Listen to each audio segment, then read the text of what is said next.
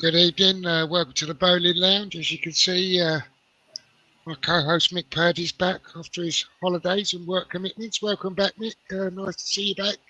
Thank you, Jeff. Good to see you, my friend. How are you? Holidays all good? Holiday was great. Work's just a bit hectic at the moment, to be fair, but that's another story. Yeah. Did you get to see the final game of the season? Only highlights, mate, to be fair. Yeah. What did I watch? Oh, yes, I did. Sorry. Yes, sorry, yeah. City game, yeah, sorry. Yes, I did. Pardon me. Yeah, I was Yeah. thinking the Luton game there for a second. But yes, I've seen the Oh, City yeah. game. Yeah. That to be as expected for me. They were in control from the first minute, literally. And bonus for our travelling supporters, get to see a wonder goal from Kudus. That was fantastic. 3-1 scoreline, sort of semi-respectable. Yeah. Title as expected. Yeah, I mean, yeah, we didn't. We was hoping rather than expecting, but yeah, I don't like the fact that City have won the league again, but that's a different story again. It's not good for English football. Winning it too many times, 6 in the last 7 years is it's total dominance. And then you've got the financial fair play thing sitting over their heads. Um, I don't know. I was talking to a couple of boys there actually at work yesterday, and I said, take West Ham as an instance. You pay 40 odd million for say Skamaka or someone like that. Yeah. That's basically your budget blowing, and you try and buy a centre forward that's going to score you some goals and maybe get you in the top six.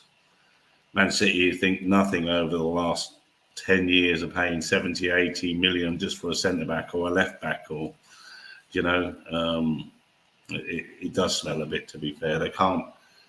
If Chelsea can only get players on 8-year contracts and Newcastle can't sign players because they've got no money, you wonder how City are doing it, to be fair. But I know that's a different story. But that and the fact they've won so many titles in the last few years, it doesn't sit with me. I don't like it for English football. But it's supposed to be the most competitive league in the world, but when a team wins it as often as they've won it, there are questions to be asked on both end statements. Are they playing fairly, and is it the most competitive league in the world in that case? Just to see who's in the chat. Say hello, and Barry's joined us again. Good evening, Barry. Yeah, all good, Barry. Thank you. Yeah, all good here. Thanks, Barry. Hope things are all good with you as well, mate.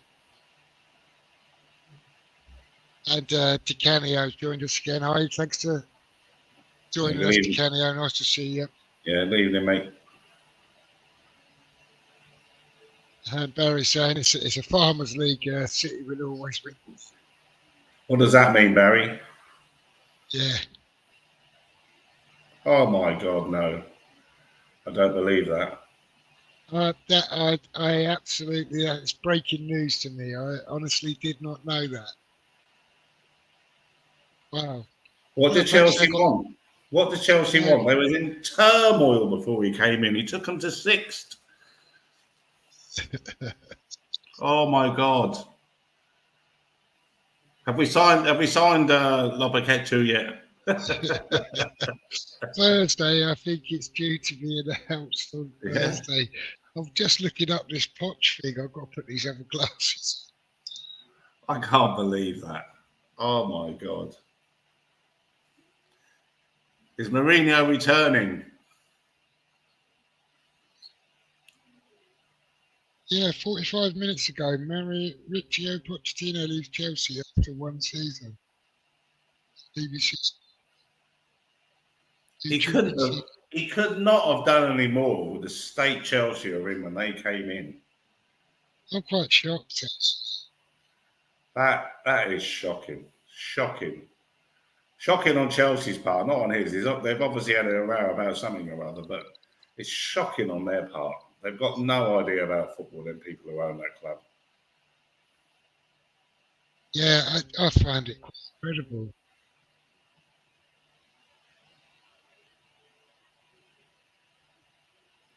Right, Thank you for your explanation, Barry.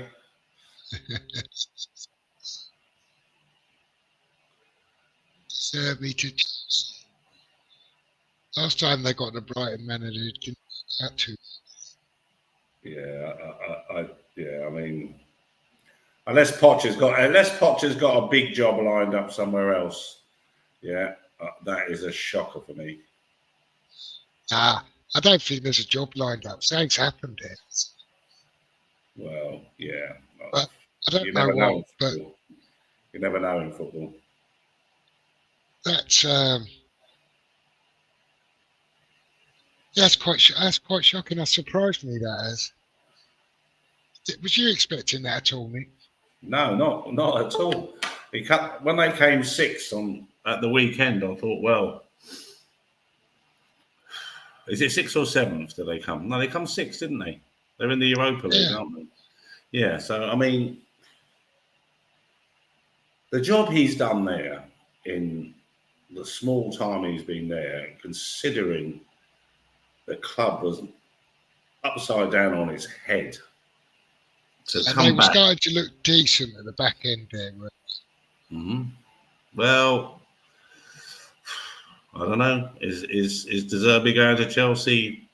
I don't think that's a great move for Chelsea, personally. I wouldn't want Tsday at West Ham, I'll be honest. He was one of the people that people were talking a little bit about. I didn't want him there. He's conceded at the Brighton team. I mean, the one thing that got him into Europe was keeping clean sheets and that. They were just as bad as West Ham by letting goals. So, I don't know. Brighton have they've done exactly what I thought they might do once they've achieved European qualification and then have to juggle European commitments with Premier League commitments. And I think it's completely expected and predictable. Yeah, well, they can't, like West Ham, they can't keep competing with tiny squads of. I mean, our squad is better than theirs for sure, even as it is. But you can't keep competing with small squads with them amount of games. Yeah, I'd have Poch at West Ham too, mate. That's what I said. Maybe that contract's not signed yet. I would have him as well. I'd have him in a heartbeat. But we don't know nothing about Lopetegui, so that's a bit unfair. But no, I just like Pochettino. I would have Poch tomorrow. Yeah. You never know. You never know.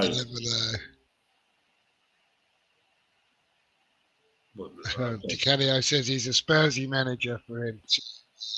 So no. I'll take him.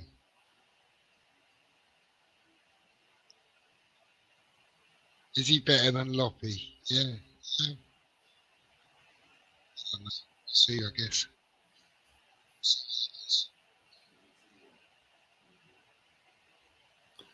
Yeah, we've had a big name, haven't we? But he failed miserably. So, but I think Poch is a different kettle of fish. I do like him. I like his persona. I just like his persona. But I don't think that's going to happen. I just think it's coincidence. The timing of this is nothing to do with West Ham job and everything's to do with coincidence. Mm-hmm. Maybe he's going to AC Milan. Yeah, maybe. So, what did you think? What did you think of all the news batting around this week, or this last few days, I should say, with Paqueta already done a deal with Man City on personal terms, going back to City? If it's true, of course. I don't know. Yeah, if it's true, I don't really care that much. If you know what, he stays where he goes. I said for me, he could be. You know, at the time you asked me of however long ago it was, 2-3 months ago, whatever. Who my hammer of the year? I said probably him. But to be fair, since January he's done fuck all, has he? No. Yeah, they give us 85 million for him. I think. Yeah, he doesn't want to be there, does he? Even against City, he was all just showboating here and there, but he wasn't doing much, was he? See, Tony's backstage here, so let me just bring him in. Hi, There's Tony. Tony. Evening, gents. How are we? Oh, good, Not Tony. too bad, how are you, mate? Yeah. Nice to see you. I can have an intelligent conversation with someone now.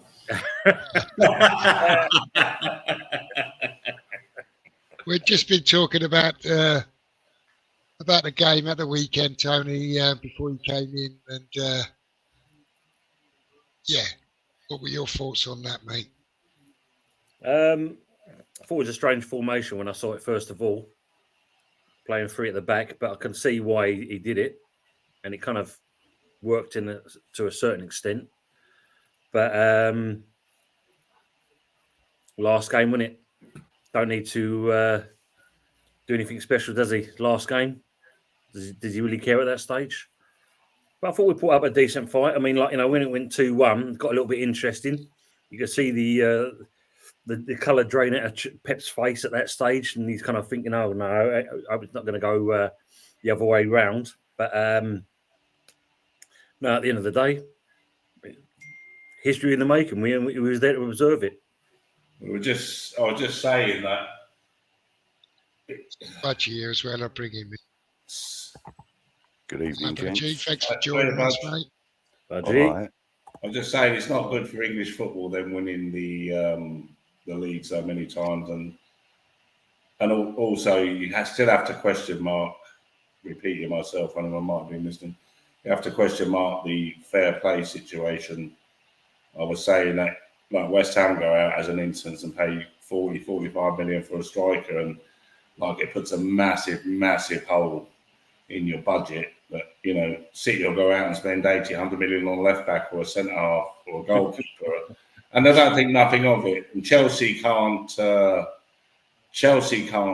buy players unless they put them 8-year contracts. Newcastle can't buy players because they've got no money, and yet City are going to come in very shortly, I think, to pick up a Ketter for 75, 80 million. So there is a question mark over how they do operate, for sure. Yeah. Well, as always, the 115 comes up all the time, doesn't it, Mick? That's the problem. But what comes up all the time? Sorry, 115. That figure. Yeah. That always comes up, but we know what the score on that one is, don't we? So, be interesting. I mean, I heard you two talking about, obviously, the Pochettino situation at Chelsea. Mm-hmm. I don't know if you saw him, not last week, the week before, when he did his post-match talk. Yeah. I could tell he was going then. You could just see it in his body language. He resigned himself. The comments he made, the face he was pulling, he knew he was going. You reckon they told him, or he wanted to go? No such thing as mutual consent, really, is there? I think it would be more him. Yeah. Because I think at the end of the day, for is it official then? He's gone. Yeah, he's officially gone. Budge, he's gone. Left by mutual consent. As a manager, in that, you want to pick your team. The fact that the chairman's picked most of this squad, it's not yours, is it? At the end of the day, you have you got the respect from the players? Mm-hmm. Feel like you're getting value for money, from that team. Mm-hmm. I can understand the reason why he's probably thought himself, what's going to happen next year?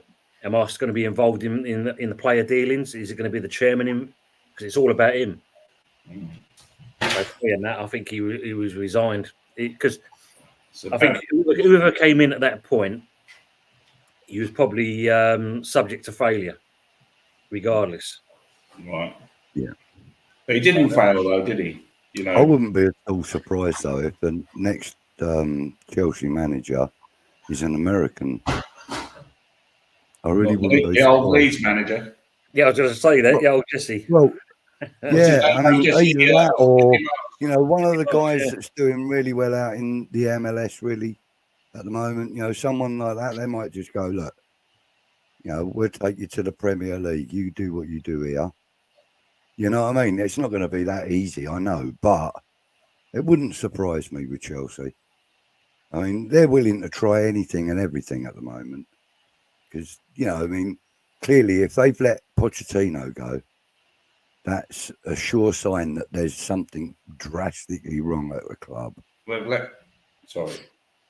You know, somebody that doesn't see the future of the club the same way that the owners do or the board does.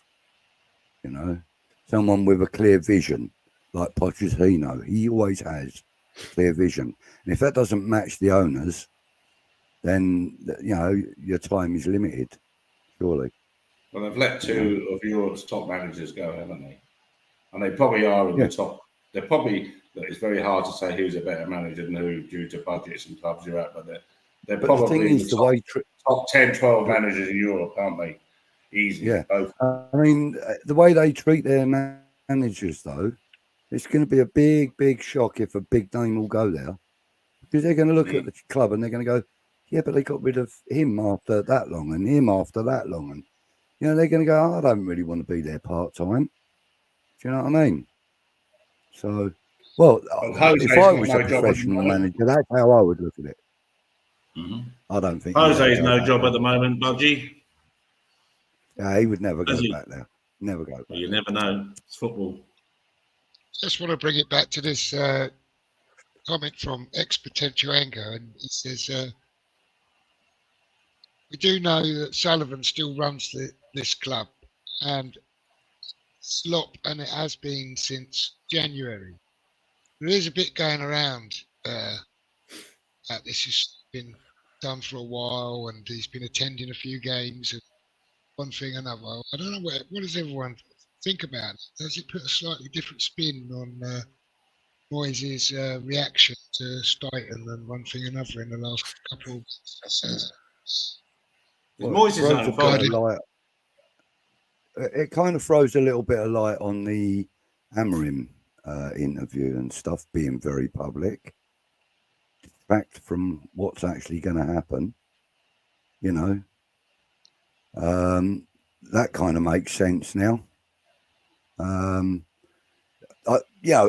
think there's possibly been something in place for some time because too many sources are revealing that is the case. And, you know, I know that sometimes you can put a match to a bit of petrol and it just goes everywhere. But, you know, there's got to be some substance in that, you know. His name's been bandied around for quite a few months now anyway. So it is possible. It is possible that he's been. He had an interview. He was interviewing Moisey on the TV, and it was just after Christmas. He said, "There's a new contract on the table if I want it." Yeah. Now, if you're being offered, I don't know what he's on. Is he on 3 million a year, maybe more? Yeah. 5, I think it's been reported. Huh? 5, I think. Okay, so you've got a 5 million contract on the table. Yeah. It's there if you want it. We'll talk about it end of the season. Yeah, if you wanted it, you'd sign it. So I don't have any sympathy for him in that respect, yeah? None at all. If he said it, the board didn't say it. He said the contract's there. He's opened the door for the club to seek other options. Pardon? By doing that. He opened the door for the club to seek other options by doing that. Exactly, that's what I say. No sympathy. Yeah. I just felt that the way they kind of broadcast it out to the media and things like that, I think there's a little bit snaky in certain respects because you'd rather do it behind closed doors while you still got him in charge rather than let him know because that could affect our season as well. It might have done because if you look at the results in January, we've been fairly poor. Because at that point there, Budgie, you know, he's probably thinking, well, sod it. You're already thinking about why should I really? But then, you know, if you're a professional in your trade, whatever you do, you do it to the best of your ability until you do go, don't you, surely? You do, but I suppose at the same point, you've got to think he's probably thinking to himself, and you know, people feel like it. I've won you a cup, and this is the way you're treating me now. You know, I've led you. Yeah, but he's also lost us 3 cups. Yes, mate, but it's the other. But you got to think. People think different ways, don't they? At the end of the day, Yeah, his but opinion and the club opinion is going to be. There was always going to be a clash somewhere. Up until just recently, I was never really a Moyes out person. I was always the sort of person that would believe in the club, you know, and the manager was just part of the club, and I would support whoever the manager was. But it's been over the last sort of 4 or 5 weeks, maybe 6 weeks, that I've really become Moyes out, because I've seen, you know, a steady decline in effort and, you know, results since, you know, well, since January, but more so in the last few weeks. I mean, we can't really count the Luton game. That was foregone conclusion. You know, they're already, you know, struggling down the bottom anyway.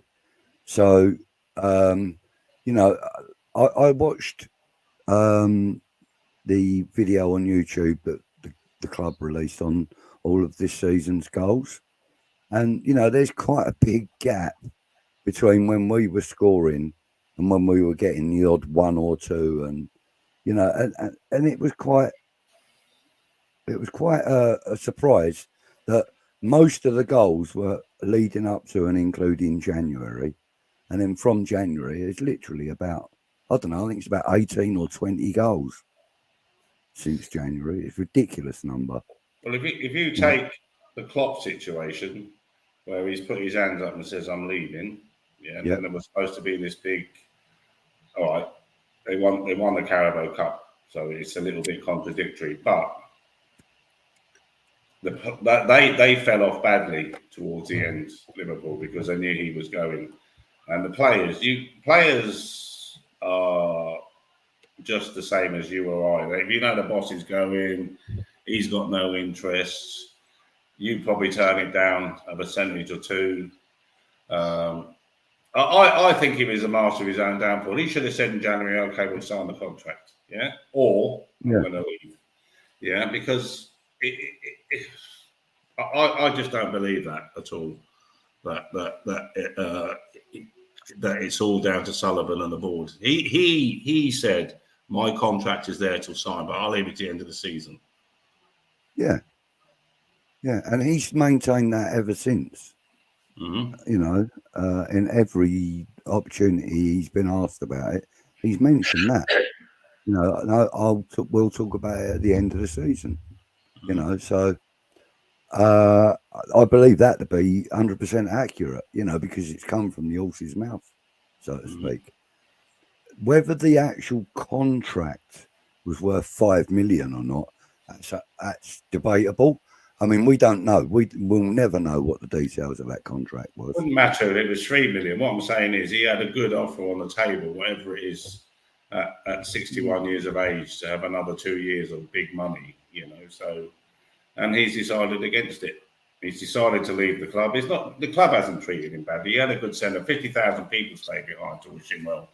So I don't think he's been treated badly. I think he's as much to blame as the board are. Yeah. What was that about? What was that one about? I'm just going to put it up now, I expect. Yeah. So Craig says, hi, Craig. And he says, evening to everyone. And any truth in the rumour that we're in for Alfie Doughty? Well, I can't say there's any truth in the rumour, but I have heard the rumour that we've been linked with. I haven't heard that. Yeah. I haven't heard that. There's 1 or 2 other channels that have mentioned it as well. But I don't know anything. I don't know anything about it. Good evening, Happy. He's a good attacking. He's no good defensively. He's great going forward. He'd be more of a midfielder than someone to play left side of midfield winger, like to replace Ben Rama. He gets great crosses in. Yeah. But defensively, he's a crest. I know it was announced today though that Rob Newman's gone. Who's gone? Rob Newman. Right. He's been released today. Yeah, he's been released today. Yeah, so I wonder who next, you know. Obviously the coaching staff are going to go, aren't they? Yeah. You know, They'll have to keep one. They'll have to keep someone like Nolan in there because it's a. I don't think it will be Nolan. I think it'll be what's his name? The goalkeeping coach. Begins with a Z. Can't remember his blinking name now. But I believe that it'll be him. He's the most likely, you know what I mean, to be kept, because how many head coaches, actually have a goalkeeping coach on their staff? I wouldn't think many of them have them on their own coaching staff. You know, I would think they would go with, because that's quite a specialist subject, you know. And who as a goalkeeping coach wants to commit themselves to just one manager? You know, I'm just putting it out there. I'm guessing, but you know, Lopetegui was a goalkeeper though, wasn't he? And apparently he does take his own goalkeeping training sessions. So Lopetegui.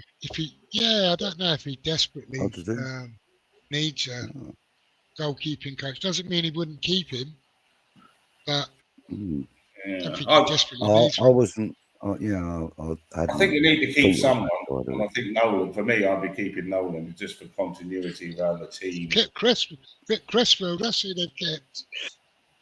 They have, haven't they? I see that today. Is that right? He's getting an extension. Is he getting an extension? I read that today. Is that true? Is it? Yeah, 1 year. Yeah. But in some respects, that's a really good thing. Yeah, in some respects, it's great. Go on. Sorry, carry on. Yeah. Well, what I was going to say is I can sort of see why that's going to happen, because we need a lot of players, and they're going to cost money, and we need 2 centre halves and a striker. Apparently, is like,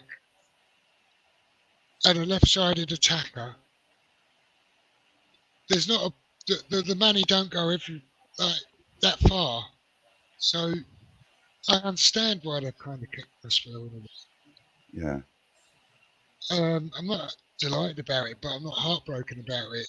And I don't mind Cresswell. He's just a bit slow at left back. It also keeps a bit of the club continuity going, doesn't it? But I can see how that'll happen, and I think we'll end up with a couple of free transfers. That's why I think it's cooled off a bit now, the Zaha links.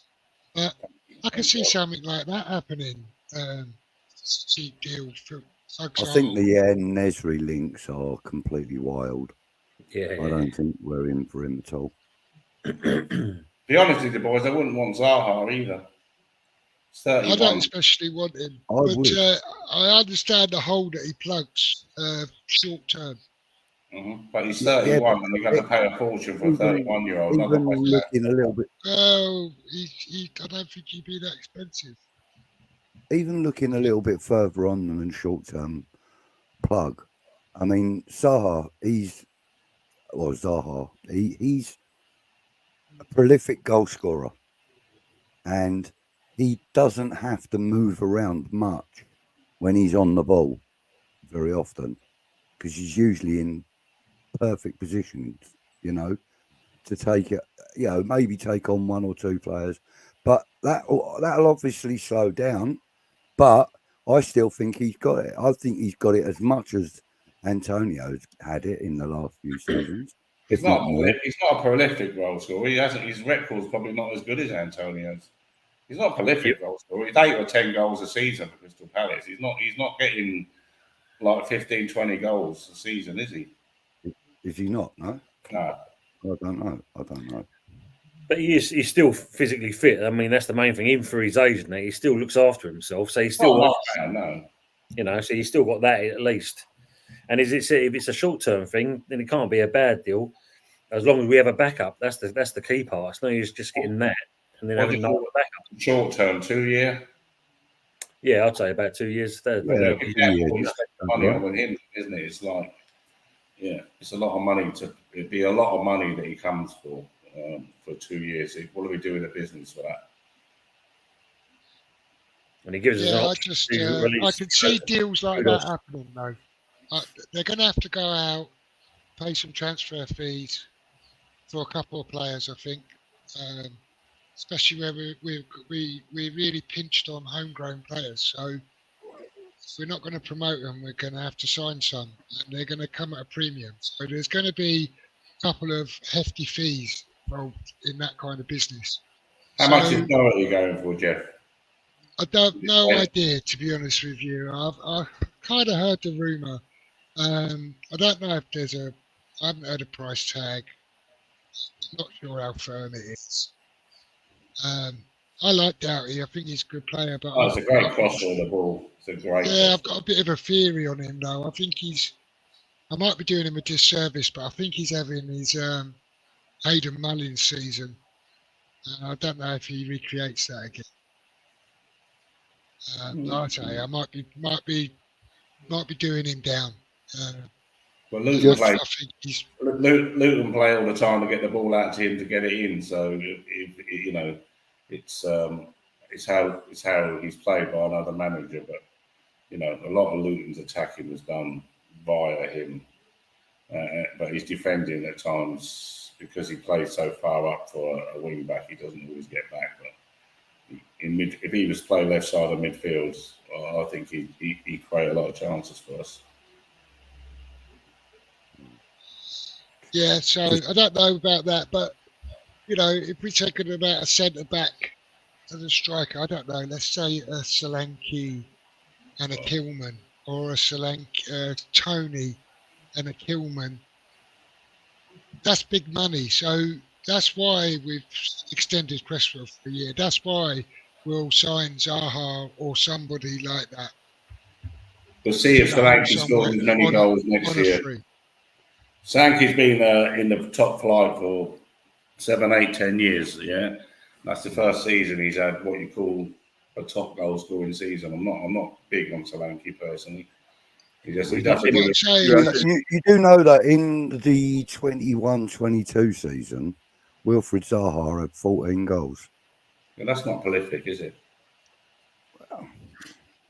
Well, in West Ham, probably his mix. What I'm saying, the word prolific is only scoring 30 goals a season. He's not prolific. All right. I'll change that word then. Mm-hmm. He's a good goal scorer. But Solanke, not been picked for the Euros, has he? No. So that says it all, really, in certain respects. And Ivan Toney has. Uh-huh. And so is Jarrod Bowen. Yeah, but Jarrod Bowen's a little bit different to old Tony, mate. When you think about it, he had one good game for his return against Forest, and he went non-existent after that. But yeah, he gets picked in the Euros. Yet Solanke's a bit more kind of consistent, and he's not even got a look in. Mm-hmm. Yeah. Yeah, and that comment from Happy about Cresswell being experience and a level head in the changing room, that's going to be far more important than any minutes he puts out on the field. 100% for me. I'm a Cresswell fan. I'm not saying he's kind of still of the Noble schooling. He will help to integrate new players into the West Ham way of doing things in the changing rooms and that. Since Noble was captain, and I do believe that nothing's changed in that area. They still clear up the away dressing room when they're playing away, etc., etc. All those kinds of things that are important to just that little bit of West Hamness about everything. And Cresswell is going to be one of the players that will help keep that going. Because there aren't many long-term players at West Ham now. No, I'm a big fan of Chris. Do you like to see that? What do you think about there? About Cornet? Well, it was Cornet don't leave. We'll get a consistent amount of games under a new manager.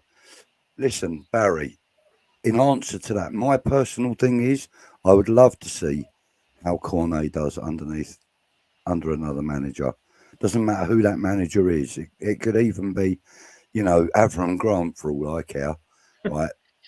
No, seriously, I think there's a player in Cornet, and I just think that David Moyes had an agenda against him. I'm sure of it because he wasn't a David Moyes signing. He was a present from Sullivan, and I think that there's a great player. I mean, look, as I said, I was watching the goals earlier, and that cross he did from the right-hand side over to the goal area when Souček volleyed it into the net, or half volleyed it into the net, which was indicative of exactly the same thing that Mo Kudus done the week before or in the game before, and everybody was praising Kudus for it because it was such a good pass. But Cornet produced an identical pass, don't get mentioned. You know what I mean? But I do believe that there is a player in there. Listen, I watched him quite a lot when he was at Burnley. He was one of the players that I was told to watch by a couple of friends of mine that are Burnley fans. And then when he went abroad, I wasn't really able to watch him anymore. And when he came to us, I was really buzzing, more so than most of the other players, to be fair, most of. But he just hasn't been given the chance, I don't think. I think there's a big player in there, providing he can be kept fit. What do you think, Tony? Yeah, I agree with Budgie really, because he was never given a chance. He had the injury, and once he come back from that, he was just sitting on the bench, and not even 5 minutes you might say he really got. So I'd rather see him given a chance, because there is something there. But I think we need to see what it is, and give him more of a chance in pre-season. Let's see more of that. That's where he's going to, where most of these players have got to sell themselves to this new manager. Yeah. Have we got a centre forward there already in Ings that hasn't been released in a similar manner? No, he's only if you play someone like Antonio up next to him. I'm not talking about one up front here. I'm just saying if you're he plays three up front, doesn't he? He likes the yeah. Ings is one of them kind of players that if someone like Southampton, who look like they're coming back up, if they were to turn around and say to him, look, Danny, finish your season, finish your career with us. You started it with us. Why don't you finish it with us? And they offered us 20 million for him. It'd be a good thing. Take the money and sell him. Absolutely. But if he stays, then we need to play him in a two-man forward as second man, because he thrives off of the big player up front. Thrives off of them. Gets all the little scraps and some of the goals he's scored this season, you can tell that's exactly what he wants. Well, I say some of the goals since he's been with us. He's only had, 5, isn't it? Since he's been with us. But all of them have been fed off scraps or decent crosses into the box, into the 6-yard box. He's had a couple of them and all. So, I don't know. Danny Ings is one of them players that if we're stuck with him, we'll make do. And hopefully Lopetegui will play to his strengths. But if he goes, he goes. For me. You have to carry on, Mick. I've concentrated on the comments here, mate. That's a fair comment, though, from Happy Amaret with Cornet. Obviously, given a run of games, he might break down. Possibly. I suppose it's just... There is that. There is that. And we feared that with Michail Antonio. And it really didn't happen for a long time. 18 months, I think it was. No, about 8 months, I think it was. He didn't break down at all. In fact, he looked like he was getting stronger and stronger. And that was, he said it was because of a diet change, etc. And a difference in the training regime he was doing. And let's hope that something like that, something like that can be done for Cornet, because, like I said, if he can be kept fit, there's a player there. There's definitely he's a dangerous player. He's direct. He's good with his feet. He's good with both feet, like with the ball. And he can find the back of a net. I think he's one of the players we need. A little bit. Yeah, but how severe is that injury, though? Well, we don't really know. I'm not sure. We're only going by the fact that David Moyes never used him. We never really got any proper updates on him. But he's been proper. He's been match ready in terms of being available to pick for the best part of 6 months since before Christmas. So he must have recently fit. And he hasn't been used an awful lot. So therefore, his fitness levels should have gone up, you know, and the likelihood of reoccurrence of that injury or anything similar or in anywhere surrounding that area are reduced. The likelihood is reduced because of the time that he hasn't been putting too much strain on it. I think he should be good to go. And That's a fair comment from Happy there, to be fair. Yeah, So, I agreed. Antonio's But Hammy's unknown worlds apart from unknown because of what reason though, Happy? That's what I'm saying. Is it purely and simply David Moyes going, I fancy using him? I'm going to say he don't look like he's fit. You know what I mean? Maybe he's, you know, knee looks wobbly this week, and next week it'll be his ankle looks weak, and you know that's what I'm trying to say. Was it because of just, you know, a blood red hatred for him from David Moyes?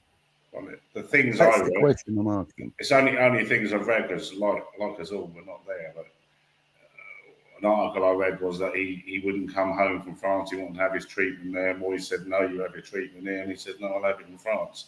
And he didn't like the fact that he was summing it up in France when he could have been home here in England. But if he was recovering in France, why not, I suppose. But, you know. Yeah, but he's French, so that is his home. No, that's what I'm So saying. that is the best place for him to recover. Yeah, that's what I'm saying. Yeah, if he's there and he's happy and he's making a recovery, you make recoveries full kudos to the man. Yeah, of course. Definitely. And that's what Ricky's I'm saying. Was it this blood red hatred? I don't know. Don't matter now because he's gone. So we'll find out if Kudus gets his chance or not. Cornet gets his chance or not. Moving on to Ricky's question is, do you think we will complete any signings before the Euros, or will we have to hang around until after the finals? Well, we've made a signing, haven't we? We've signed Aaron Cresswell, so there's exciting news. Does that count as one before the Euros? I don't know. I guess it depends on our targets. Not all of our targets possibly going to be appearing in the Euros. So I think there's every chance that we European. There's every chance we might make some early signings. I think Lopetegui is going to be, if it's him, obviously. Expect a Spanish influx then. As many in as quick as possible. So I imagine we'll do some business pretty quick, actually. The one he wants to make sure he keeps is kudos. So never mind about making signings. I don't be losing kudos. Yeah.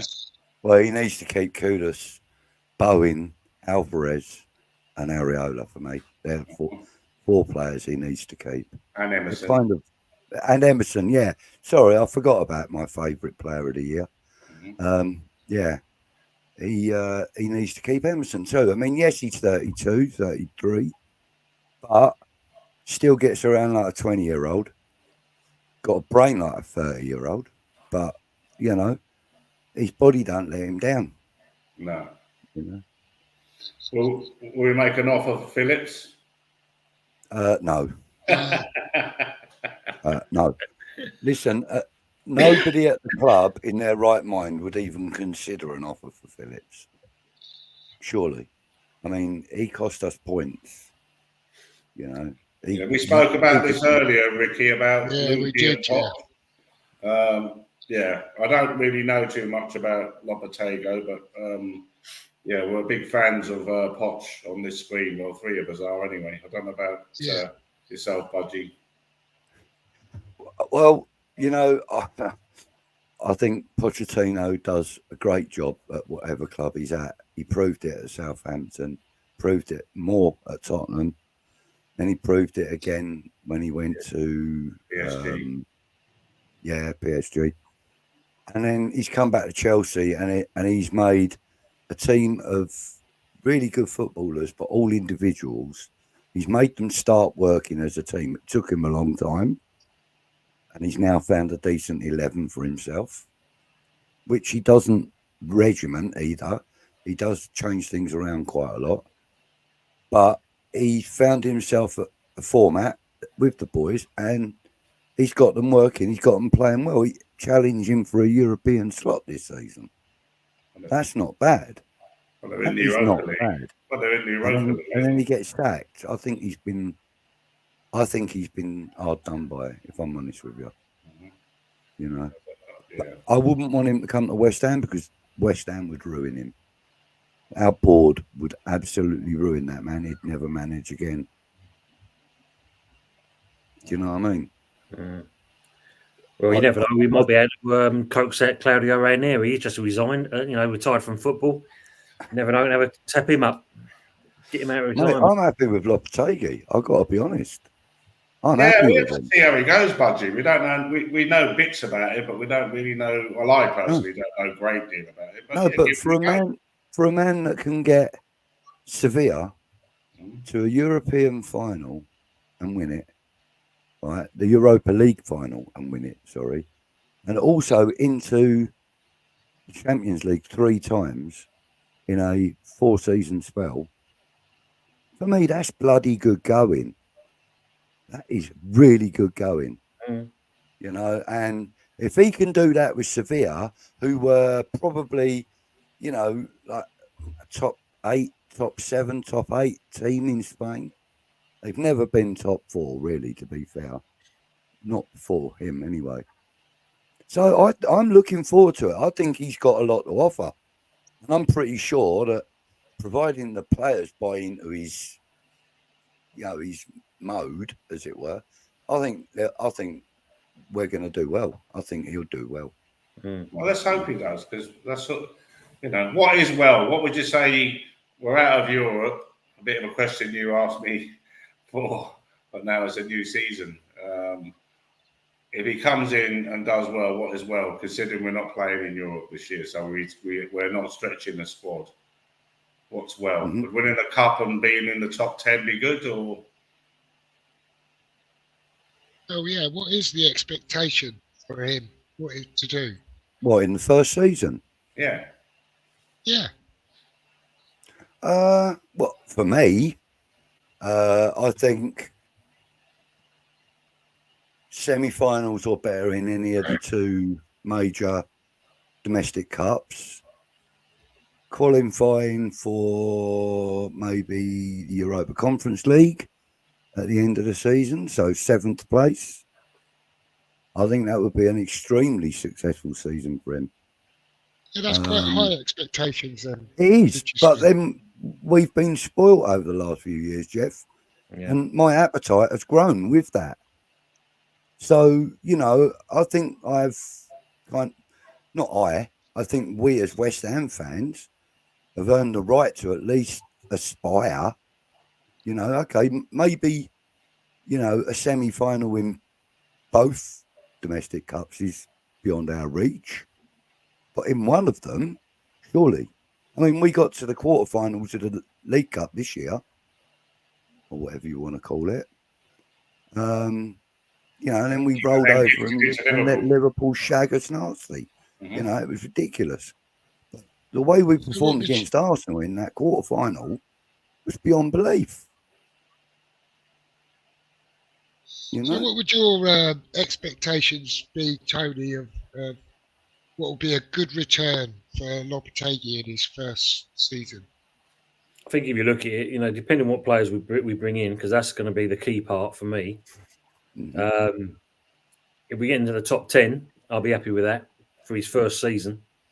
And obviously, I agree with Budgie on the reaching somewhere in the the quarters of the semis in a domestic cup. If we can push us on higher, and also then you can say that's an even better season, and we can qualify for Europe again. If you do that in his first season and then maintain that throughout, then I think that's where we stand. But I think the problem with Lopetegui, where I think Hammers fans have got a bit of unrest in that, is the thing that's clouded over his head is what he did at Wolves, that walking away from Wolves. I think that's what's tarnished him at the moment.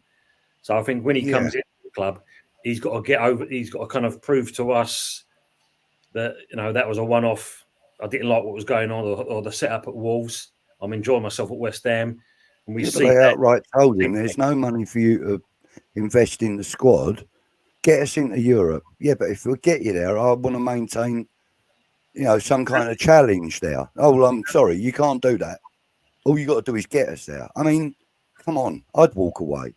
That Gullum, I can't say his surname. Do you know that Spaniard? We've all seen him on the TV, that Gullum something or other, the Spanish reporter. Oh, yeah, Gallagher or whatever his name is. Yeah. So he wrote an article there a week or two ago and basically saying what you're saying. He said, and also that year that the season that he was there, when he joined them, they were bottom of the league at Christmas. Yeah. When the season was finished and everyone praised Moyes about getting West Ham out the same season, he finished above West Ham. Yeah. So, and all and that Gullum, I don't know how to say his name properly. He said that's all he asked for. He says, right, I need some money. I need to buy some players. Yeah. And I know there's going to be a drool alert, but Gary O'Neill, right? He got a squad that he'd inherited from Lopetegui. Yeah. And look how well he's done with that squad. Okay, yeah, he's done well with that squad. And he walked into the job 4 days before the season started. So fair play to him. Hats off. Done a great job. But that squad was put together by Lopetegui. And what did they finish? 15? What did they finish? About 14, 15, didn't they? Wolves in the end? Something like that, yeah. 15th, because that was a point. That was just behind us, weren't they? We finished 14th. They finished 15th. What, this year? Last year. Last season. No, I'm saying this year. Oh, this year. I think they're about 11th, aren't they? Something like that. No, they're not as high up as that. Wolves had their last 6 games, 7 games. I'll have a look now. Their last 6 or 7 games. I don't think they won a game. Oh, yeah. What's your expectations, Mick? Of, mine? For what will be a good season for Lopetegui? If I'm being honest, I think I know that we won a European trophy, and there's a lot goes into doing that.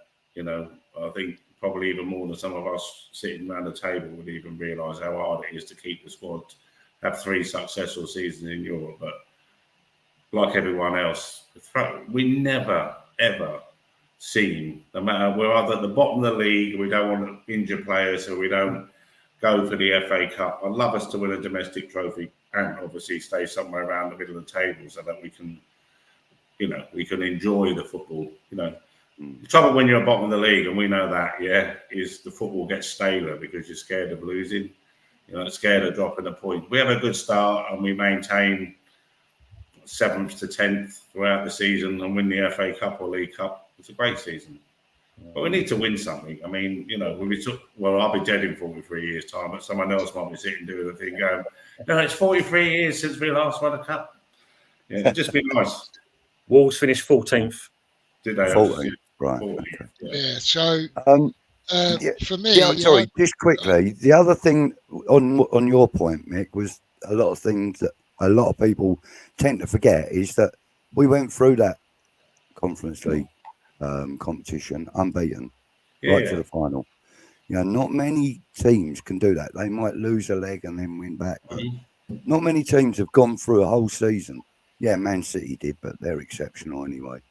But they can't, not many teams can go through a season in Europe like that unbeaten, and that has to be said. Sorry, Jeff, carry on, mate. No, I'm not saying that. I was agreeing with you, Budgie. I'm saying... Yeah, no, I know, but I was just adding that to your point. Oh, right, yeah, no, it's a difficult thing to do, to win any trophy, no matter what level it's at. No, all I was going to say about expectation-wise, really, I think should be looking to be amongst the top 10 side, but I don't really think we should set our sights lower than that. But if he was to deliver a domestic cup, I think 12th would be all right. So it all swings around things like that. I think we should look to be a top 10 side in the Premier League. But yeah, if you're going to win a cup, that gives you a leeway of a place or two for me. So I don't know if I expect us to win a cup, but I would love it if we did. And other than that, I expect us to be in the top 10. there's little stands in your way of winning the FA Cup these days because with the teams that are in Europe in the Premier League field second string teams. You can more or less walk to the quarter final of the domestic cups and not have too big a challenge. Yeah, especially like it's not as difficult as it was when the FA Cup was the big cup to win in the league when I was growing up. Yeah, it's slightly different now because everyone wants European football. There was only one, back when football was football, the European Cup was about the teams that won their league. Now you go down to 7th and you're playing in Europe. It's not people tend and why people. I would swap that Europa League Conference League Cup final for if West Ham had won the FA Cup instead of that, I'd have been happier.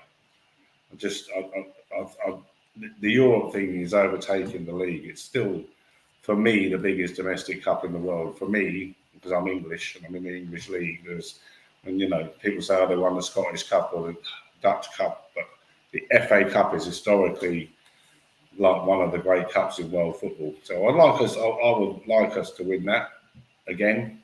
It's been many years now.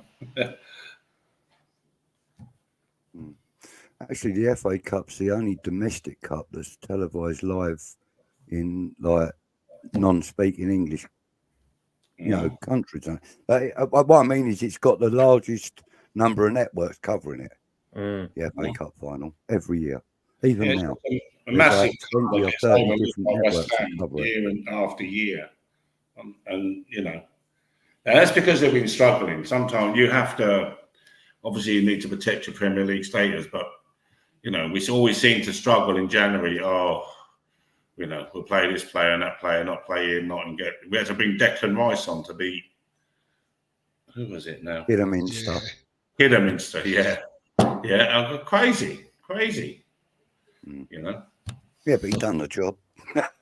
He did. Listen, gentlemen, I did say to Jeff before I come on there, I can only do an hour. So at the moment, I'm flat out work, I'm busy. I'm up again at stupid o'clock in the morning. Yeah, I was out of the house this morning by 5:20. So I didn't get home till gone 5. So yeah, I'm a bit tired. So nice to see you all, and we'll catch up next week. Yeah. Yeah, you look after Nice yourself. one, Nick. Thanks, son. Take care, boys. Thank Take you. it easy, mate. Yeah, bye-bye. Take care, Mick. There's me out button. Move that thing off the screen, Jeff. It's in the way of me.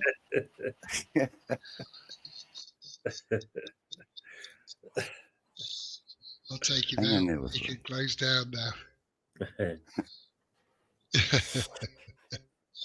So I've started a couple of comments to go back to here. One from Ricky. Says, do you not think Sullivan has pushed the ambition reset button by him picking the manager and looking at the Crystal Palace model to cementing our place in the Prem? No, I think if he'd have kept Moyes on, that would have been like cementing your place in the Premiership, and that's it. Because I don't think there's anywhere else he could take us. I think he's done everything he could with us, So that's similar like Kirbishley at Charlton, wasn't it? Got a 40 points, shut up shop. That was it. And then the fans got sick of that and outed him. Mm-hmm. Now look where they are. Yeah, but that's not going to happen to West Ham, is it? No, I don't think so. I'm with you, Budge. I don't really agree on that comment. I mean, I can understand what he means by that, but maybe I think obviously, there is a slight element of the careful what you wish for thing in this kind. There always is, Like if you go into a shop to go and buy a loaf of bread and you don't get the normal bread you have, it's a lottery if you're going to like the other loaf of bread that's on offer. Do you know what I mean? That's true. But, like the thing is, this manager comes in with reasonably good, stats behind him. Like his time in the Premier League was tainted, but then that was because the club's vision of where they wanted to be was very different to what Lopetegui's was and what they sold to him. You know, when he took the job on, they sold him a very different model. You know, that they wanted a challenge for Europe and, you know, get silverware and this and that, but they weren't prepared to invest to do it. And he's, you know, basically you cannot win with second-hand parts or second-rate parts, I should say. You know, it just doesn't happen. You've got to improve your squad if you want to challenge for any competition, you know, in this game. You've got to improve your squad. And they weren't prepared to do it. And he begged and pleaded with them. And they said, no, sorry, no. You know, sell this player, that player, and that player, and let me buy one player. No. I think I think it's probably convenient for Sullivan that Lopetegui's available out of work and he hasn't got to go and recruit from another club, pay any compensation, anything like that. I think that absolutely does suit him. But I think we need to give the guy a chance. We need to see what this window brings, see where we are come August. And then we might be in a better place to sort of judge what the ambition really is for the board, how much investment is prepared to put in. I think it's too early to say, really, on my part, until we know what happens in the transfer window. We won't know. Well, you know, we're going to be linked with the, you know, the world's wife and his mother kind of thing, with, you know, the amount of all the transfer time. rumours. Of course, yeah. And I would say about 40% of them would be Spanish. Under 23. Signing, you know, if we into Cresswell, sign Zaha and whoever else on freeze and a couple of unknowns for 5 million here and there, we'll know that the ambition really has been quite clipped. Right? So it's a big investment job involved here. I've got a real sneaking suspicion though that he's already got targets lined up. Just can't announce them until we go. Apparently so, Budge. Apparently they've already been discussing it in instead time. They've already been doing that. Well, there you go, mate. You know, I mean that's doing your due diligence. You cannot blame the club or anyone else for that. You can't blame anyone but David Moyes for that. You know, if there's any blame to be put anywhere, it's on David Moyes because he was the one that told them. He was the one that told the club, no, wait till the end of the season, then I'll tell you what I'm going to do. Well, I'll tell you what, Mr. Moyes, what we're going to do is we're going to employ this fella if you don't sign now. No, I'm not signing. Fair enough. Right. Julian, go and identify the players you want. Have a word with Tim. Get yourselves out there. Yeah. I'll bet you any money you like they've been to games together all over the bloody place. You know, I'll bet you that. Did either of you guys know this? What Ricky said about the? We've sent 10 players from the under-21s to compete in Hong Kong Sevens starting next week. I didn't know that myself. So didn't know good luck to the youngsters. Yeah, absolutely. Yeah, I'll just hope they stay away from the local water and just drink bottled water. Otherwise, they'll end up with the tom tits. You know what I mean? No one left in this contract. I bet he gets everybody back. Well, yeah. Apparently, he's already got a fund, hasn't he? Old Pep, and Arteta's going to be backed again. That's for sure. Well, yeah, but how strongly? You know, that's the question. You know, I mean, he was given what was it, 200 million to spend in the last window, the last big window, and he spent over half of it on one player. Mm-hmm. Okay, that one player has made Arsenal a much better team.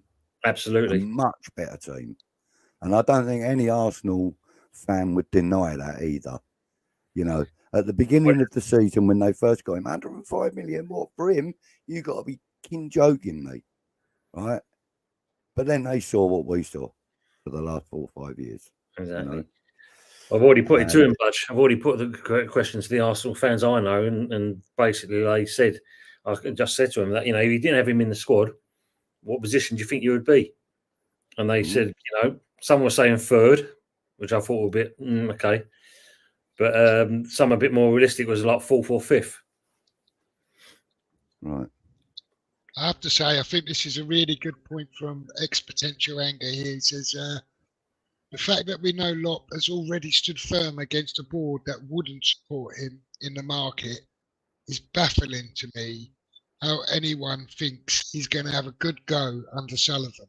I do think, and I have often wondered that myself, what the outcome is going to be of this. Recent history, but it sort of adds to the intrigue a little bit for me, I have to say. But recent history, though, Jeff, we have spent well. In the last, everybody's saying that under David Moyes' reign, he spent, what was it, gross with 450 million in a four-year period. That's 100 million a year. All right, it didn't net seem spend like that. Is 250 million. 265, I think it was, yeah.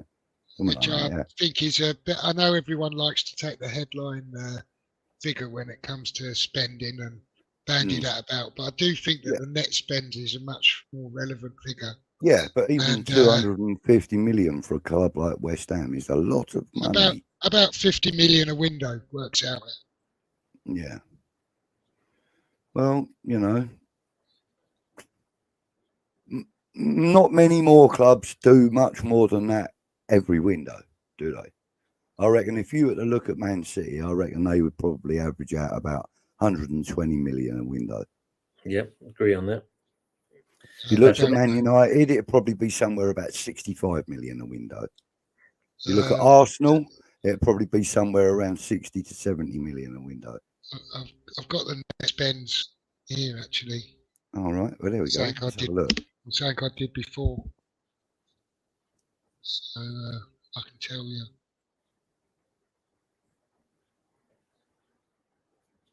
Yeah. But, I think 50 million City is about average. In the net spend, 5-year net spend, right? Yeah. City are 6th in the net spend.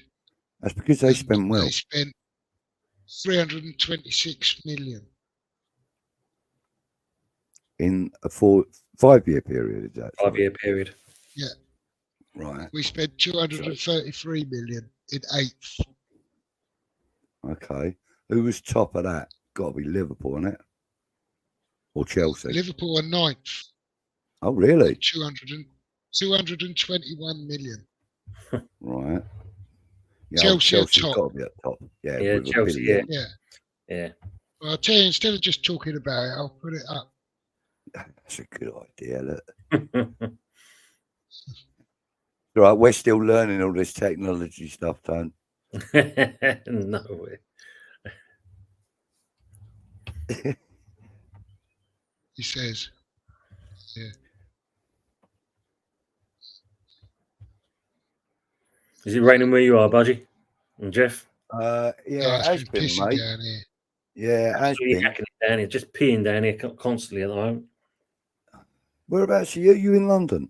Essex. Oh, you're in Essex. Yeah. Right. Okay.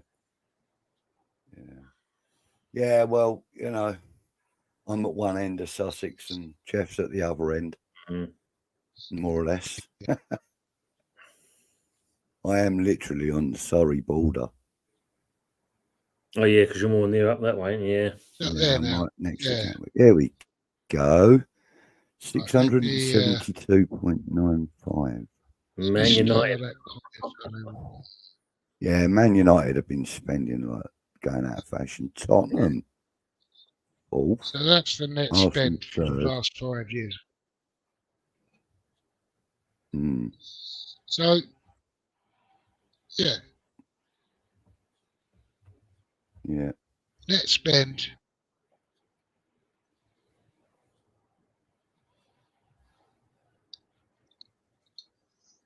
Villa spent nearly as much money as City, basically. When you look at that. I'm looking at something here. Wow. 2021 season, remind me, was that David Moyes' first season? Yeah, I think he would have. He came. Yeah, He came back, wasn't it? late 2019. Right. He only spent 7.9 million in that season. Yeah. Well, Arsenal spent 49. Chelsea spent 162. no, And they were only that's how fourth. much they lost. That's their net spending for that season. So Right. anything that's in, yeah. So we right. spent Okay, minus 8 Oh, million. so Chelsea lost 162.5 million. Yeah. Wow. Yeah. So only when it's in bold is there Actual figure, is there yeah, I got profit. you. And this is the reason when you look at Chelsea, why they didn't get them done on FFP and that, because obviously over the 3-year period, they've spent across the board. That keeps it down on the FFP for them. Yeah, and not only that, you've also got to remember they're signing players on 8-year deals. Yeah, that's how they've spread the cost of some of it. Yeah. So 100 million over an 8-year period is only about 12.5 million a year, isn't it? Or something like that. 12 million a year. It's ridiculous. Yeah. So anyway, I didn't want to glitch you with stats of that. I just No, that's fine. It's all good. We like all this stuff that you prepare for us, Jeff. Like going to a classy restaurant. I have to change my glasses now. Yeah, happy that point you believe that Loppy had the job unofficially a while ago. That's what we were saying earlier, and somebody mentioned that they thought that it was from January, which makes sense because that's kind of when David Moyes' interest and our performance levels dropped heavily. It's an interesting point from Barry here, and he says, "Can we bring Pablo Fornals back?" And mate, I'd love that. I did think to myself before, so wouldn't it be more interesting if Pablo was returning off loan rather than Ben Rama? And Ben Rama had been sold. So is Pablo a definite deal done now then? Yeah, that was done in January. I thought it was a sale. No, I thought it was a loan with option. Kiro was a loan. I think with an obligation. Yeah, loan with obligation. Fornals was a sale. Yeah. Oh, he was a sale. Ben Rama was a loan. Gutted, because not being funny or nothing, he is the sort of player that would do well under Lopetegui, and he'd also be a good captain as well. That's just my personal opinion. Who was that, Budgie? Sorry, I was looking. Fornals. I think it was €7 million we sold him for, something like that. About £8 million we got for him, didn't we? Yeah, something around that kind of figure. Something like that. Yeah, somewhere around. New coach's flaws are that he walks. He isn't bad. That's bad for him. I agree on that comment. Saying at least we won't end up with another completely. Yeah, and I think Moisey was a bit of a yes man at the end of the day, wasn't he? And that's probably part of the reason why, when he's left now, why the squad's quite in the state that it is. He didn't stamp his feet a bit more and demand some players instead of just let things linger on and not I mean, just getting. He did like a small squad, so it kind of maybe hand and glove and all of that. Yeah. Just getting one loan player in January was ridiculous, though. Yeah. Yeah, it was. Yeah. He thought that was going to be another Lingard scenario where he would come in and turn the whole club around. Yeah, he did. He did turn the whole club around. He made us worse. Mm-hmm. When he played. Talking about Moyes now, Budgie? No, I'm talking about Calvin bloody Phillips. Yeah. I still Only spent well I'm in the still last very 2 summers. disappointed in that signing, you know, because, you know, like when he played alongside Declan Rice for England in the Euros or World Cup or whatever it was, he done very, very well, and everybody was saying that they were the best midfield pairing in the world, like for international clubs, international squads. And it was great. Everything moved along swimmingly. It was lovely. Then he went to bloody Man City and ended up being a nowhere man. Come to us and showed exactly how much game time he'd had. It was like Yeah, he'd just well, come straight out of the school playground, to be honest with you. maybe, you know, every cloud and all of that, Budgie, at the end of the day, right? This guy barely played any minutes for us, was a calamity when he did, disappointingly, Yeah, and but just still imagine if managed we to had paid injure 35, himself 40 in million training, for him. Budgie. Listen to that. He still managed to injure himself in training, and make himself unavailable. So, you know, maybe we've dodged a bullet there, to be fair. 100%. Imagine if we had paid 35, 40 million for him. You know? Yeah, what if we had an obligation to buy him after the disaster that we experienced there, you know? So He would never have played enough minutes for them to invoke that obligation. He only played about 78 minutes or something, wasn't it? He never played a full game, did he? no. Or did he? No. No, he No. didn't. No. No. No, I think he probably got less than 200 minutes on the pitch, though, since January. Much less. Well, he got himself banned. Gave Yeah. away a couple of goals. Gave Flicked away a his finger penalty, at the got a red fans. card. I mean, he injured himself in training. He didn't have a very good. He did that at You the gotta bloke laugh, that was didn't you? next to Anton. You know, Anton from West Ham Network. It was Anton that recorded that video. Yeah, I The one know. that But went you just viral. got What is just it? got to laugh at Yeah. it, haven't you? It's just like Right. it's comical. Yeah, 1920 season. We got 4 nails and Haller. 4 Mm. nails was just, you know, he was just a Spanish cockney, wasn't he? Great. Loved him. 2 lines. Yeah, that's right. And we kept the I lesser think the truth spotted is, Cornet. Happy, we'll struggle to shift Cornet. So we might as well do our best to utilise him. That could I be a don't think blessing he in passes a disguise, medical. though. I don't think he passes a medical anywhere, does he? So I Well, think he's we here don't till his know. contract We runs out. don't know. Mm.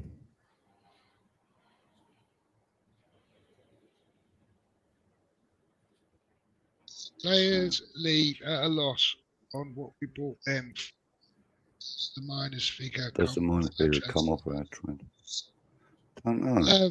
I would think. Well, it comes I would off all think the headline figures, doesn't it? So yeah. then you can break that down. What did you purchase someone for? This amount. What did you sell them for? That amount. Now you've got your figure on 10 million loss on loss. that player. Yeah, Still have lost them, won't you? mostly. Yeah, still have a loss. Mostly an hour. Yeah, Mm. but it shows a loss. Yeah. I wonder Whatever if the it turns profit out. that we made from Declan Rice covers the amount of loss that David Moyes has lost on players since he's been at West Ham. No, Doesn't, does it? no. Nowhere near. You've got to take into account also the wages, Mhm. any bonuses and stuff True. like that. You've got to take into account as well. Yeah, true. And of course, if you are then selling them on, there's a payout figure as well. What was it, about 21 million loss on Haller, wasn't it? So, yeah, Something ridiculous like that. and even Skamaka as well, really. Yeah, we But lost 8. But I'd say that's more, say, Moyes not playing, like, I always say, he's not playing to the style of the player. Yeah, Because it's proven that because they've gone on to other clubs and they've scored for fun. yeah. Same as Haller. He did exactly the same. Yeah. You know, in fact, Haller said, all right, I'll show you. I'll go into the toughest league in the world, other than the Premier League, which is the Champions League, and I'll become the top goal scorer there for a whole season. How about I'll that? Stick with I'll me have, in your I'll have favourite. cancer. I'll go in remission and that, and I'll still banging goals when I come back. Yeah, when I come back, well, I'm still feeling like shit. You know, Mate, I So, couldn't even get out of bed when I was feeling like that, and he's I going know. out and putting goals in. yeah, You know what I mean? Honestly, I couldn't get out. I told you, you know, yeah, both of you know. absolutely. Yeah, Yeah. there's been days I really, literally, physically, I was peeing in bottles because I couldn't get out of bed. And that man goes and scores goals while he's feeling like that. Do you know what I mean? Fair play with. Fair bloody play. Exponential anger here saying he doesn't believe Phillips was actually injured. He just thinks the loan was going that badly that it was a smokescreen for damage control for his career. I do agree on that. I do agree Yeah. because at the end of the day, and that when your luck's run out and all of a sudden you're getting pelters left, right, and centre, it's easy to feign an injury, isn't it? Mm. Well, I think Agard's been doing that for a while, hasn't he? He don't fancy it, and it's just not available. But whether that's a fallout with Moyes, whether that's the Premier League, who knows? But yeah, he's pulling one there. Happy is saying, Corner and Zuma can't sell either of them, can we?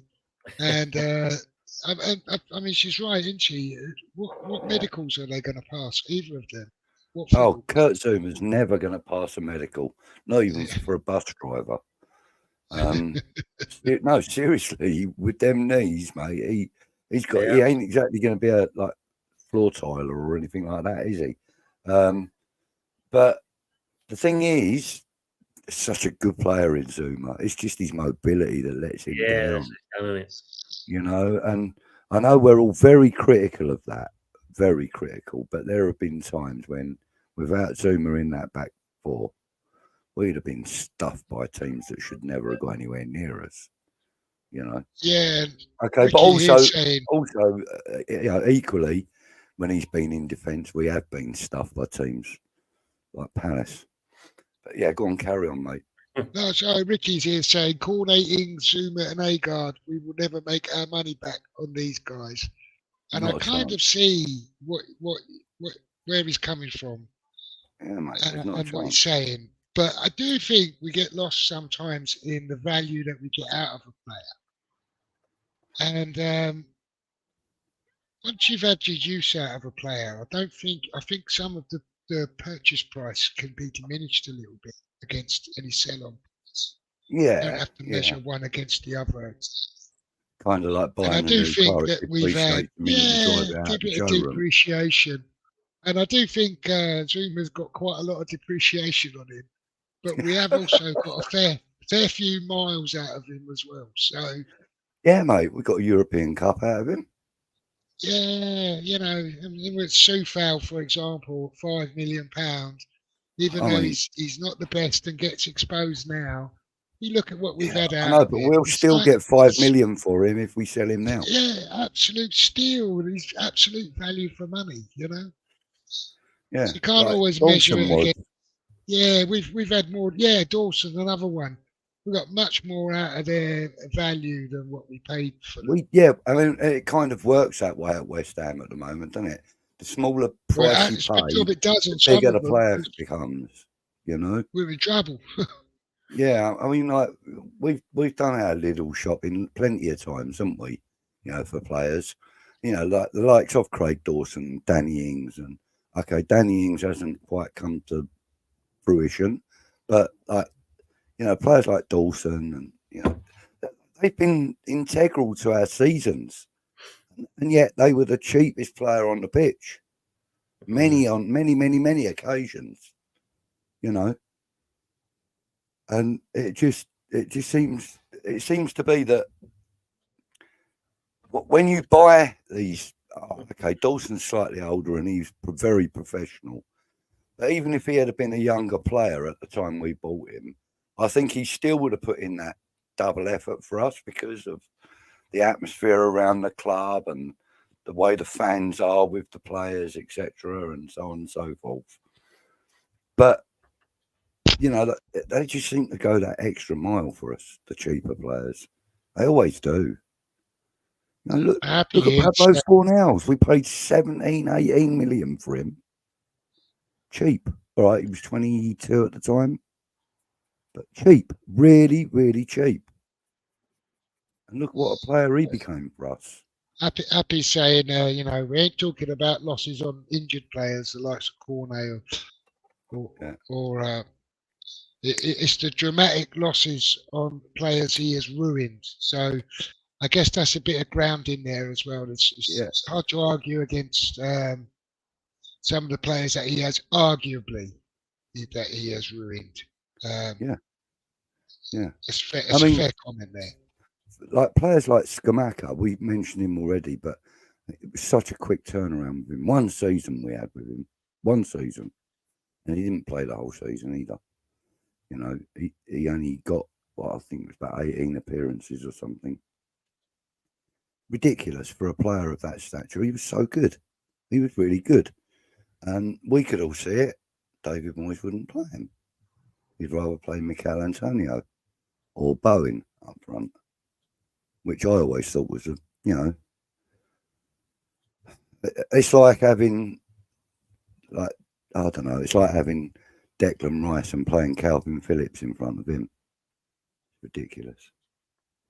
Can we get Ben Medicals? What's your thoughts on all of that, Tony? You got anything to add to that? No, not really, mate. I agree with what you're saying there, because we saw what happened, didn't we? And it's now changed, and we've got a new manager, and let's back him there. And I think that's the only way we're going to go forward. Assuming we could pass for a bus pass. But if you go back to that question, I think Leslie also said about manure and. I've started that. Yeah, I'll come back to that now. Yeah. I've started a couple of questions in. I'll put it up now. Hang on, let me just mark the spot where I am. And I'll bring that up now, Tony. He says, there it is. Yeah. So a question from Leslie here says, Manure, Chelsea and Everton are the best run clubs. Question is, are we the next? What's your answer to that, Tony? I think that's a bit tongue in cheek, because obviously we know Manure is obviously not well run. Chelsea, well, we've got an owner that buys all the team, and Everton, they're still wondering if they're going to get a new owner, because at the moment it don't look good with 777 looking to buy the club at the moment. That's still a big question mark. Are we next? We're probably a candidate, aren't we? Yeah. If Sullivan still keeps digging his heels we in, are somewhat of a Mickey Mouse club, let's be fair, the way the ownership and the board run us. But the fact is, we are now beginning to achieve again. We're becoming the club that we all believe that we should be. And I don't think that, I don't think that we're in any trouble with the FFP or anything like that. I believe that we're well clear of that threshold from the understanding that I have. And yes, we do lose money on players, and yes, we do buy players we don't need and we don't use. But I don't think we're quite at the level of those three. No. I think Man United are going to be the next ones up in front of the bank. I really do. Fair enough. There's another question here as well that I started. Ricky's asking, do you think any of Moyes' backroom staff will find a way back once Loopy is in the building? Either first team or youth would like Nolan to stay. What's your thoughts I'd on like that, Nolan Tony? to stay, but I can't see it personally. I think Nolan was there because of David Moyes. Don't get me wrong, the job he done was fantastic, and I would hope he would stay, but I don't think he will. I'm not sure how many of them, if any, will stay. I think maybe the youth academy team will probably be unchanged. Yeah. I don't think Lopetegui's going to want to upset that as it stands at the moment, because they are as it stands right now, they're very successful. You know, they're doing very Well, well the in their question is, respective leagues. Budgie, does he have the power to overhaul all of that? I don't know. He's I don't being know. employed as a head coach to the Head first coach team. for the first team, yeah. See, So I don't I think don't he know how can much change any of that. responsibility he's got But over the he will have structure. his own coaching staff for the first team. That's sure. inevitable. Yeah, it's inevitable.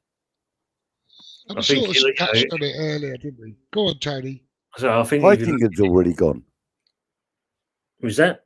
Nolan. Heitinger's gone. Heitinger's Oh, gone. Heidegger. Sorry, Heidegger's gone. Yeah. Yeah, he's gone. So I don't think you know, Nolan. it I looks don't like think there's Nolan gonna will be be others. around, like you said. But I agree with the youth setup. I think why would you change something like that, which is running very successfully and obviously producing some good players. So I don't see he's going to upset that. And I agree with you, Jeff, because he's head coach. There's no way he's going to have involvement. All he's going to be, he's going to know about the setup because obviously he'll have daily or weekly meetings with the youth setup anyway. But that's about it. Mm. Yeah. Yeah, but obviously his own staff. Oh, he's going to bring his own staff in. Yeah, it's definitely. inevitable. That's going to change, and that would change no matter who the management was, or the head coach was. But yeah, I don't think he's going to delve into anything other than that. Yeah. And where does that stop if he does? Does he sack the manager of the women's team? I hope he does, if I'm honest, because she's not very good. No, she's not. She finished with us second bottom of the league this season, and last season she was at Tottenham and finished second bottom of the league with them. So let's not keep her. And Happy's just saying, I think she's referring to part of Moyes' legacy of Skamaka looking forlorn and depressed on the sidelines. Benny and Vlasic miserable as fuck too. Crowd crying in his car. The bloke was awful with certain players. And you have to say his man management skills. Yeah, pure facts. Yeah. I mean, like with Alex Crowell, you would have thought he'd have gone, oh, I've got another Fellaini, another sideshow Bob. But he didn't. He didn't even put his arm around him. No. It's interesting. I didn't know they're supposed to got 11 players up for sale by all accounts. We need to move quickly. Stephen Bergwijn being one of them. Yeah, okay. Stephen Bergwijn's one of them, and I think we should go in for him. I like him. Not too keen on the other players that have been mentioned. Like not sure what value for money Bergwijn would offer. How much does everyone think we will spend this summer and how many players? I say 65 million on 3 players, not get my hopes up. Yeah, I think we need to spend more than that on more players.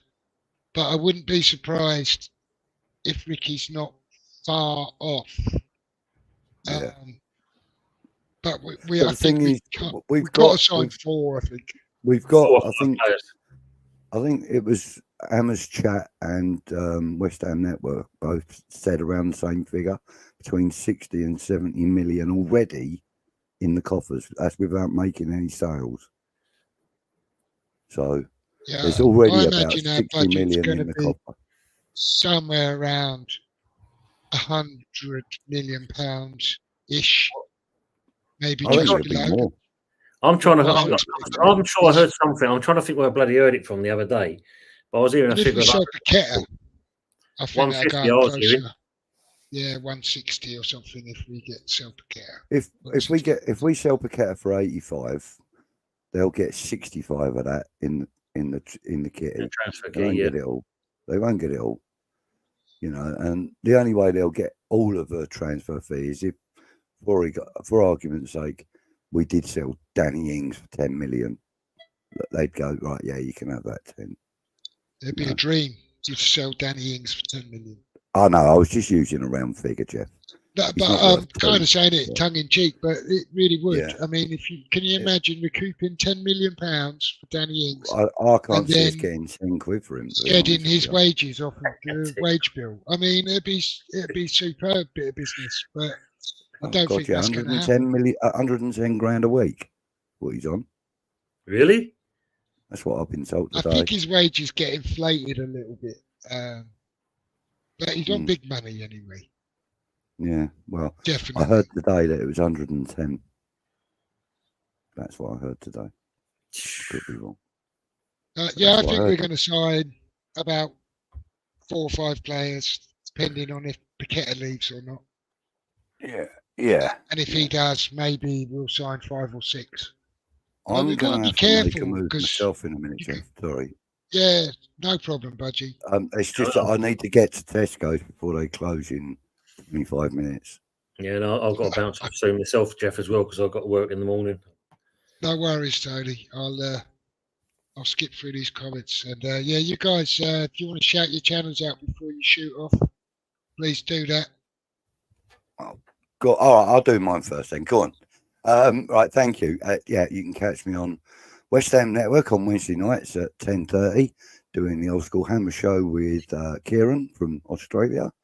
You can also catch me at Green Street Elites.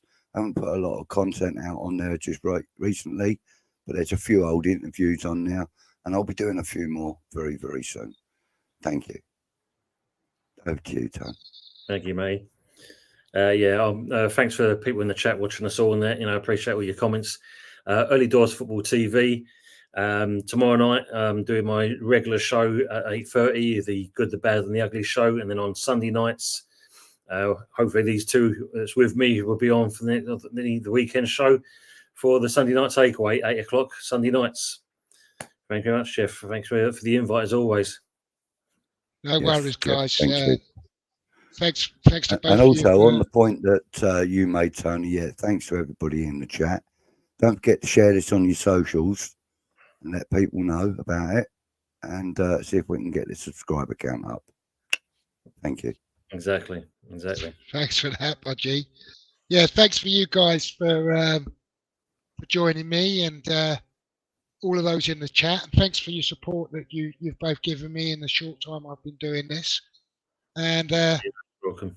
Hopefully we'll bring you a few bits still on the channel over the summer with England playing, and I'm sure there'll be some West Ham bits leading up into the new season. So I'll keep trying to bring you a little bit of content. I don't know if we're going to do our weekly show every week through the summer, but I'm sure we'll keep some bits and pieces coming to you. So please keep an eye out for that. Can always open it up as a cocktail bar in the closed season, mate. We just have a chat. You did mention something about that, Budgie. So we'll talk about that, and we'll see where it leads.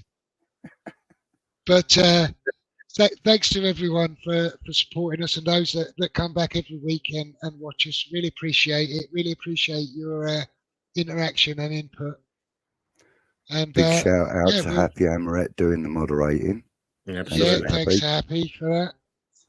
And we'll see you all over the summer, and I'll leave it there. Let these guys get away. Thanks to everyone for joining us, and we'll see you all soon. Cheers. Come on, you irons. Down to the coffee boys.